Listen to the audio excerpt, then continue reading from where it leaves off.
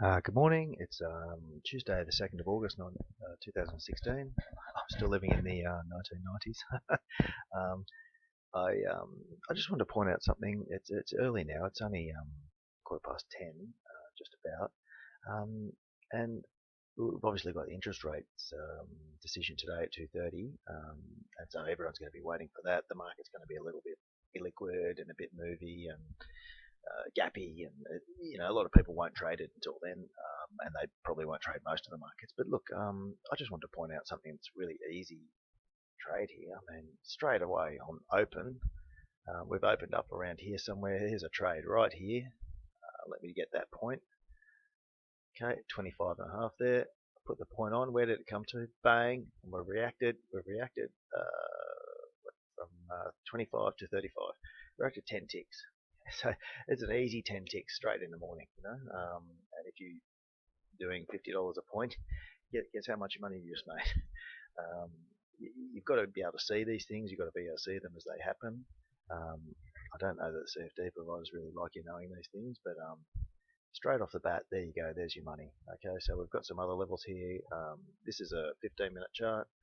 Um, I haven't really put any of the trend lines in. If we go out to an hourly chart, this one's I rethought my charts this morning. I had a look and I tried to draw them a little bit cleaner and stop really hanging on to the logic from back here, because it was kind of like sort of working but not really well, and I've got some much better trend lines now. You can see on this hourly chart here. Let me zoom it out a little bit. We've got these light lines here that are running through the highs, and you can see there's logic to all of them, and they're really great. Yeah, they've got the heavier lines here, which are through hourly closes, and I mean, you can see this. It's punched right through, hasn't paid any attention to these highs, come right back, sat down on top of this trend line, and also the highs through here. So you can see those exact points there. Very, very important to pay attention to these things. If I put that little horizontal there, bang, we've hit those points there, 30, around about 37. It's reacted to 50. I think it's 13 ticks. Whether you get them all or not, it's not important, but you have to know that these things work, and to look for them and to find them, and the body of the action. And that's an hourly chart. I found that point off an hourly chart, and it's worked exactly. And then as we've come back in, we've got this lower trend line through the bodies of the hourly chart wick candles, and here we are again overnight. This is overnight price action. It's calm, it's touched, punched through, hovered, popped through, looking like it might make lower levels, but it doesn't really want to, of course, because it's overnight, and no sort of players that are going to be putting positions on. They're just following the US market. They're not going to be driving new levels and breaking major lines on overnight, unless it's a really heavy move overnight. So it's come down, fractaled underneath it in this range, and then popped straight back through for the open. From here, we could see we've already had that 10 tick reaction. I mean, we could run up to the high here, we could run up to the top trend line, and we could just hover around here all the rest of the morning until the announcement. Let's wait and have a look. We'll have a look later. I'll try and put something on later, but I have appointments. If I don't, I'll do a little summary, and I'll post this, and so you can all have a look, and you'll get some information, some value out of it before the interest rate announcement. Personally, I don't really like to trade at really volatile times, and an interest rate is really volatile. It'll be small positions, and you try and get the flow of the day and see what it's doing. And if you can, let's say it starts to rally, you might be able to get a pullback and an entry. If it starts to fall, you'll look for a breaking of some of these major points, these trend lines and highs and lows. And try and get a pullback. I always like to try and get a pullback entry, because it allows you to get your stop very close to your entry. And you might like to do that too. Other people do breakouts and so on. There's a lot of ways to look at the market, and we can discuss those at a later time. All right, everyone. Good luck with this afternoon. If I don't talk to you again, and have a nice. Okay, it's quarter to 2 now, before the news. I just wanted to finish this up because I have to go out. There's some interesting trades this morning. There's a couple. I talked about going long down here. See off that, and I did go long in the morning, and it actually worked out really well. I shut it down. I took some profits. I wanted to go short here or here. I had the two options. Let me just put a pointer there so it looks a bit clearer. Okay. I put a trade in at this level through here. I got stopped out.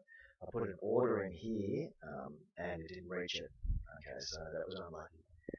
It came quite close. So what I did is I just waited. I did a couple of other things, and as when you've had a loss, you've got to just sort of sometimes walk away a little bit and just reset your mind and then come to it with fresh eyes.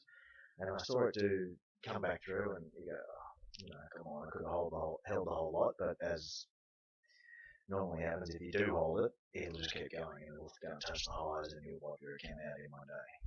So don't do that. But what I saw is it come back into this range. This is the morning trade. It peaked out. This is a 15-minute chart, by the way. It peaked out. It sort of false broke through that level. It was really quite a decent sort of break, from 42.5 to 48.5. So 6 ticks. So it's going to be hard to hold it for that long. You're kind of looking for that first hit, and I actually got it and I hovered around a little bit. If we look at a lower level chart, we'll see if we can see it. This is a 5-minute chart. So things get a little less distinct on a 5-minute chart. But where was that point? 42.5 around out here, and it sort of hover around a little bit, busted through. This is almost a support resistance level. And as I said, didn't get to there. As it came back into this sort of range underneath this fractal here, let's go back to the 15. That's a bit easy to see. It came back and tapped it, came up, and it looked to me like it was making a lower high, if you look at it that way. So I took a position, just a small position, and it ran, and it's still running. I took it out, obviously down around these lows here. And I wanted to turn it around. I actually took the profits and turned it around thinking we might hit the low here and then bounce back up into this range. Didn't do that. We're currently holding that level right now. So look, there are trades even on a morning like this.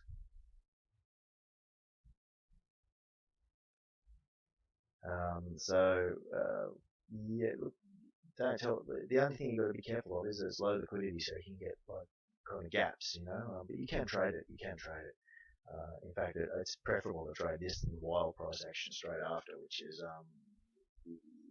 all these little points, so on that they won't really work, because it'll just it goes berserk. You're going to have to wait for 15 minutes or half an hour afterwards, and then get into sort of the end of the day, So anyway, look, I've talked about what we did this morning. There's quite a few trades in there, and if you're lucky, you got some ticks out of it.